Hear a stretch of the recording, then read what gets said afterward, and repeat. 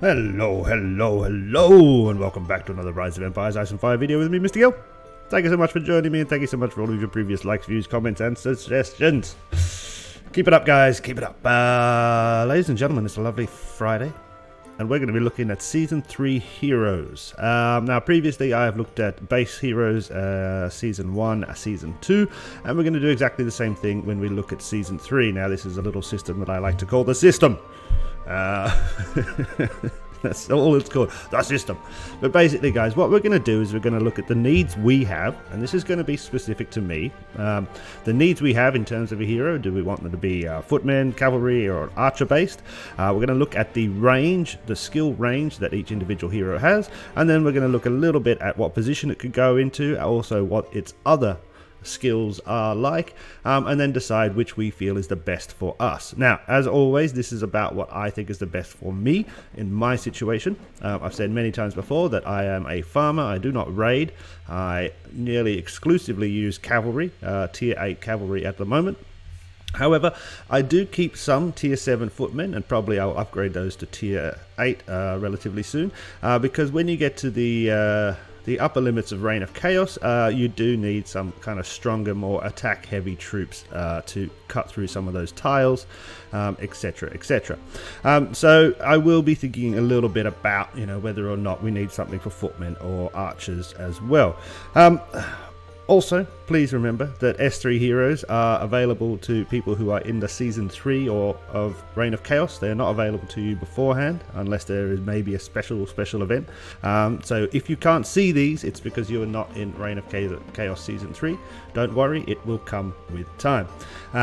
As of yet, I have not received a single one of these, which is very, very annoying. And we're just about to head into Season 4, so I hope that I could possibly be lucky enough to get one of these in the next week or two, but we will see.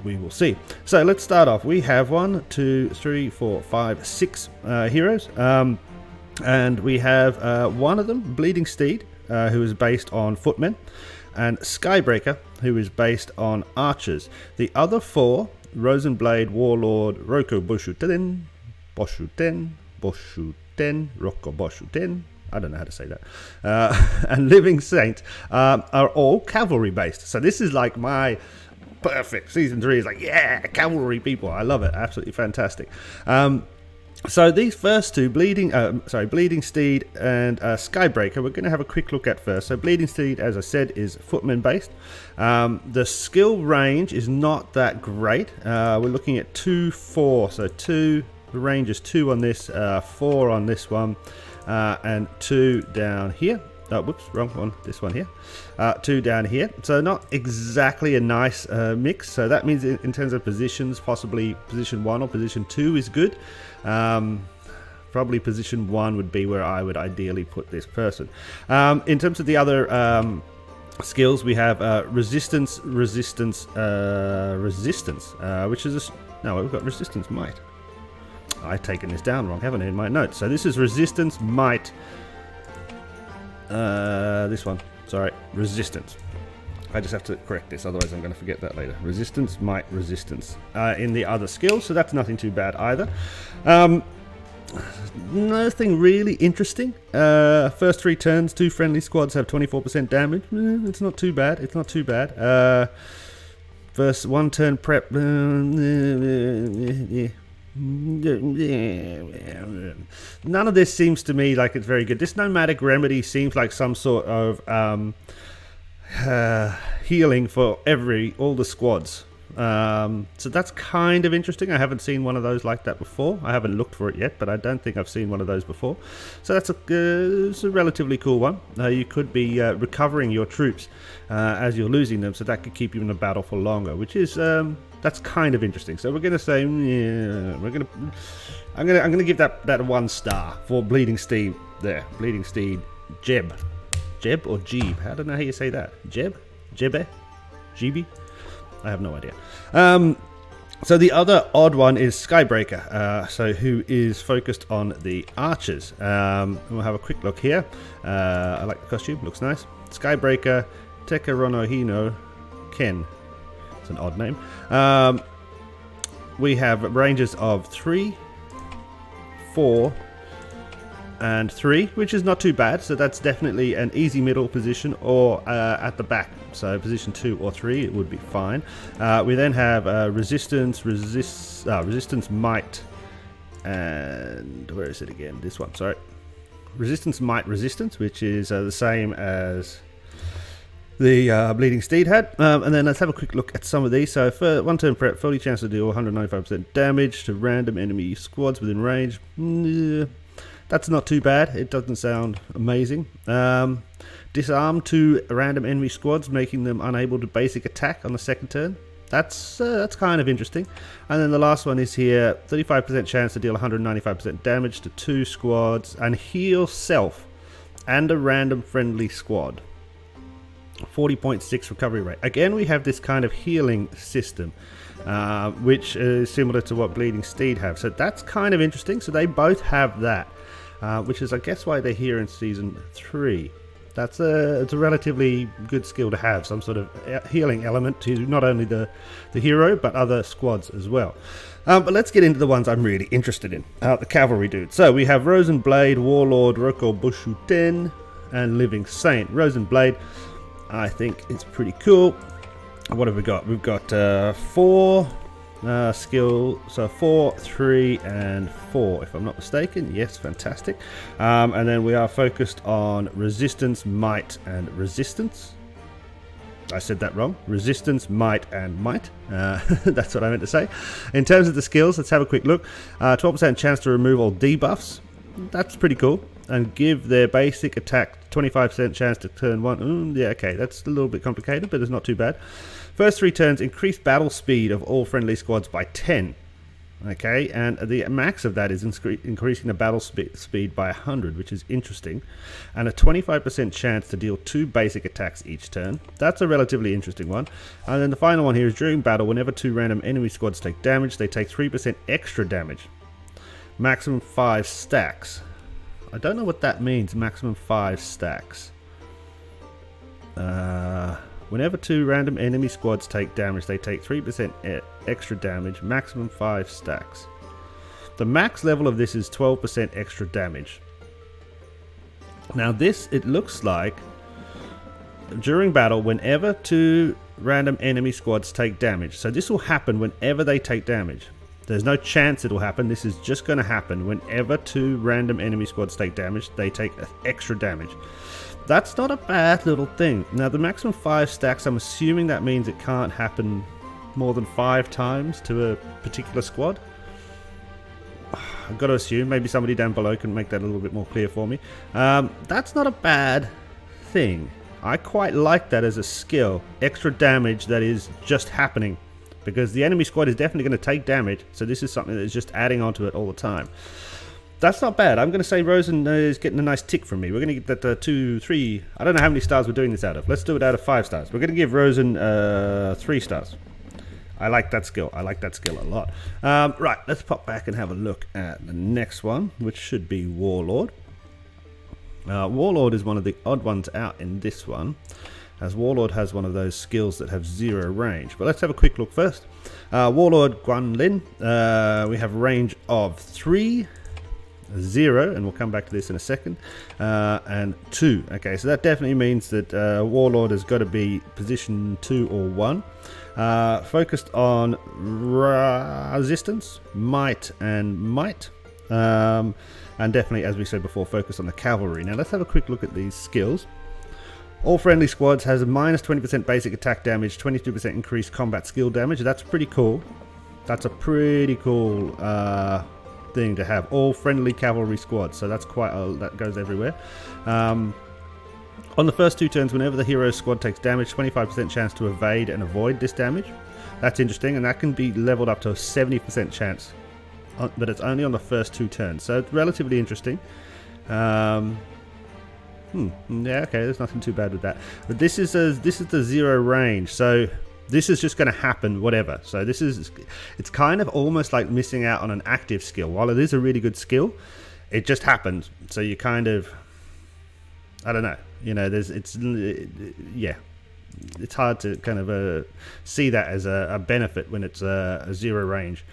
On turn 100. On turn 1357, 55% chance to increase the chance of casting for one random friendly enemy squad's combat skill, 100% chance, prepping, skills, skip, turn, prepping, chancey, 50, chance. Yeah, there's lots of words there. Maybe read this yourself. I don't understand this one. 55% chance to increase the chance of casting for one random... yeah, I don't understand that one. I don't know what that means. Chance to increase the chance of casting. Chance to increase the chance of casting. It sounds like something that goes bad. Chance to increase the chance of casting for one random squad.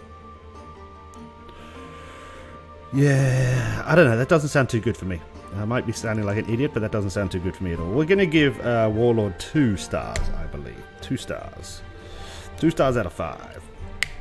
Then we've got Roku Boshuten, whose actual name is Shintaro Uzumi.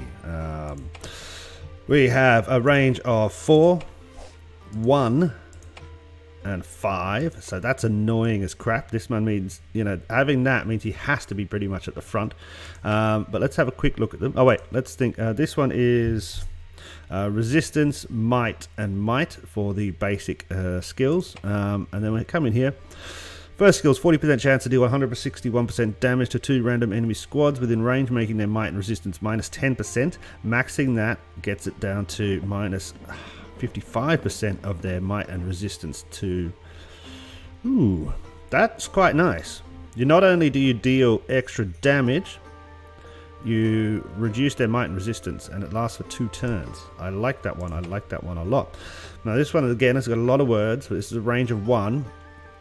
During battle, whenever casting a skill that requires prepping, 55% chance to enter the state of clarity. Immune to silence, disarm, suppression, and confusion, lasting 2 turns. After casting a combat skill, 55% chance to increase the might and resistance by 10% to 2 random friendly enemy squads, lasting 2 turns. Okay, maxing that out increases these chances to 100, 100, 100, as you can see there. The chances to 100 increases the might and resistance by 100. So having this maxed might be a good thing. Up until that point, I don't think it's going to be very useful. Yeah, and because the range is only 1, I think that's it's quite annoying because, as I said, you're going to have to put that Roku right up the front.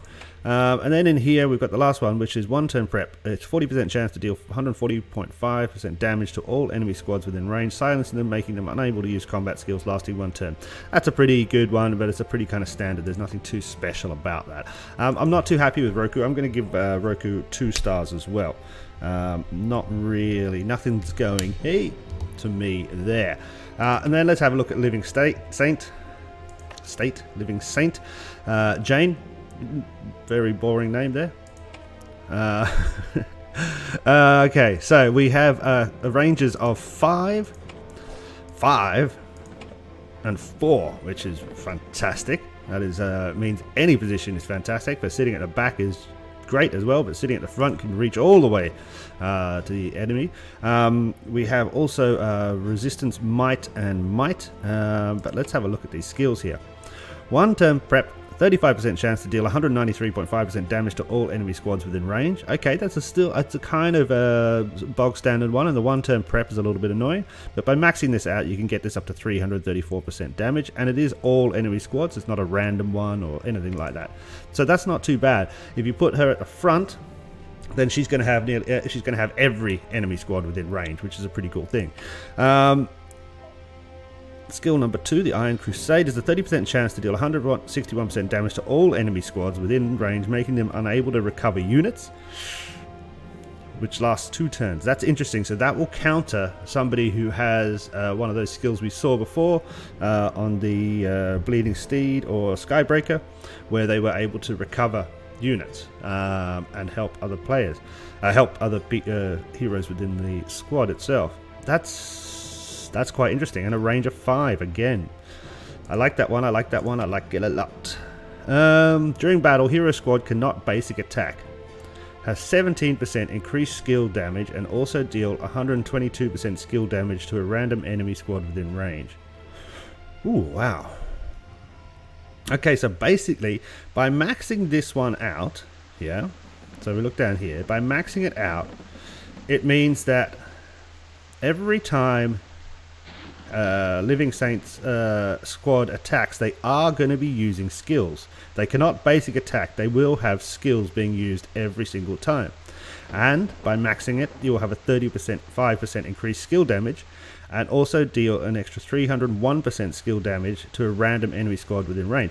That is fantastic, because that is just happening. So it means without no basic attacks, you know, that means there's no chance for the skill to work or not. It just means a skill will always work. So that pretty much ensures that these two skills will always be happening if and when she's attacking. And I mean, both of them would be good if they happened every time.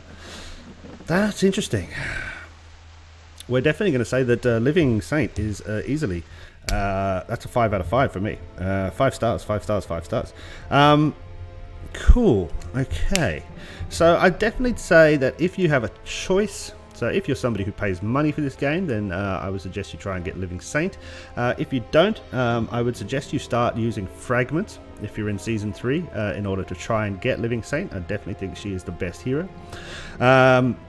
In terms of all of the others, I guess second best to me would probably be Rose and Blade. And then after that, they're all kind of similar. It'll depend on exactly reading through the skills and depending what exactly you want to do. But that's my 2 cents. Living Saint is easily the best Season 3 hero available, and actually one of the most interesting heroes that we've seen for quite a while. What's going to be interesting now is that sometime in the future, over the next week or so, I will have to start comparing all base Season 1, Season 2 and Season 3 heroes and try and work out which would be the absolute best combination. Now when I say best combination, of course, I mean best combination for what I want to do. You will have to work it out yourself. And one of the reasons I do these videos is to help you learn to learn, if you know what I mean. So, you know, we have this system of going through, we look at rangers first, we work out what troops we want them to lead, then we look at their skills specifically, and then we work out what position they could go in, and then we make a decision on whether we like them or not. That's what you should be doing with the heroes that you have, and you should also be doing with the heroes that you want or are seeking. Thank you so much for watching. If you disagree, don't say a word. If you disagree, please put a comment down below telling me why and what you think, who is a better hero or not. If you didn't understand anything, please feel free to ask a question down below. If you just want to say hi, hi, like a song. Anyway, I'll catch you next time, guys. Have a great day. See you soon. Bye.